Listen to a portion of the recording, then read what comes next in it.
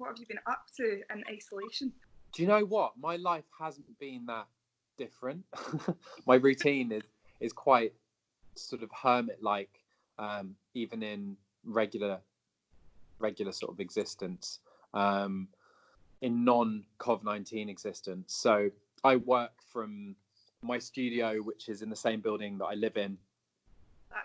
Which it's handy, and I've been mostly just kind of just keeping busy with that really, and got a few different projects on the go, and producing some other artists, and just trying to keep busy and not go too crazy. So you mentioned the new album, A Billion Heartbeats. It's been released digitally first, and then the physical copies in summer. What made you make that decision? Well, it was a difficult decision to make, but it felt like the fairest way to put the album out, because we had intended to release the record in September of 2019, but we had to delay the release due to me going into hospital. I had to have some emergency surgery at the end of last year, which took about 3 or 4 months out of the year. And people were so patient and understanding of the situation, that we felt it would just sort of take the piss a bit to move it again. And I think also we felt that it just feels like the right time for this music to be out there in the world. And it's meant that the actual release of the record has been like a problematic sort of birth, if you will, but I really believe in the music, and I think I just believe it should be out there and doing its thing. And when we're able to get out and play, hopefully by the summer, to play some festivals, then that would be amazing. You said the album has been ready since last September. How does it feel like for you to have it going out into the world? It feels like a release. It feels like a relief. I mean, I think that period between finishing an album, like having an album mixed and ready to go, and then the release can often be really frustrating for an artist, because you're kind of sitting on it and you just want to get it out there and go out and play shows. And that period for us has actually been the best part of a year, because we put out the first track, Hospital Radio, last summer. But you know what? I think, like, looking on the bright side, I think it means that people have had a chance to kind of let the songs on the record get under their skin a little bit, because the record has been delayed. And I think that's always really rewarding when you finally get to tour a record, because if your audience have had a chance to kind of get to know the songs and sing along, and it always makes those are the best gigs. Those are the best gigs, when it feels like people have really taken the new music into their own lives. Your latest single from the album is A Billion Heartbeats. It's also the title track. What made you pick that as the title track? What made us pick it as the title track, did you say? Yeah.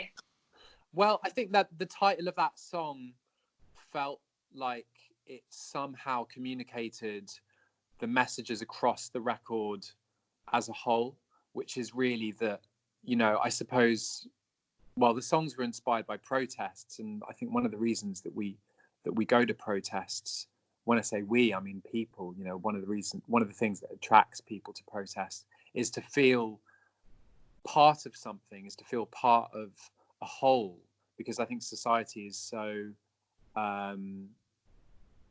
often creating these artificial divisions in, be it nationality, sexuality, and I think that all these things are human constructs, and it's almost like sometimes life's a bit like a game of Premier League football. There's all these different teams and tribes, and I think when you go to a protest, that really, those divisions don't seem like they're there anymore. It's a bit like going to a festival. That's why I love playing at festivals, is because it's a place for people to come outside of their comfort zones and the bubbles that they live in their everyday lives, and actually you meet strangers and you think, shit, I've got stuff in common with these people that come from a completely different part of the country or the part of the world to me, and actually we've got shared experiences. and we're here for the same thing, and that is because we want to be lifted. We want to be lifted, and music can do that, and protests do that to me. You know, I always leave a protest feeling very hopeful about, much more hopeful than I feel going into one, and that, you know, hope is something that's really important to us as a band in terms of putting into our music, and I think we want people to feel hopeful listening to our record. You obviously take a lot of inspiration from these protests and things that happen around the world. What is your writing process? It's never the same. Every single one is completely different. Like, that's, in a way, that's the most difficult thing about the creative process, is that you never really know where a song is going to come from.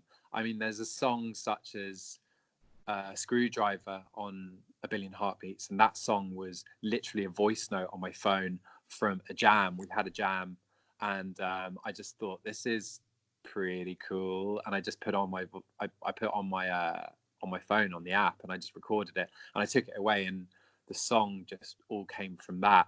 But then there's other songs which were a lot harder. They kind of almost had to be dug up, and I do relate to other songwriters that say, you know, there's quite a common thing that people say that songs are almost floating in the ether, and you have to just tap into them, or dig them up from the ground. And I really do relate to that, because I think sometimes the good songs anyway feel like they've just been discovered, but they've always been there, and you were the lucky one that kind of struck gold.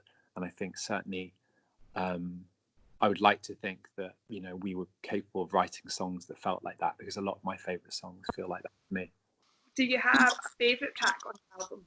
Oh, that's a difficult question, because it's a bit like choosing your favorite child. I think it depends who's been naughty that week.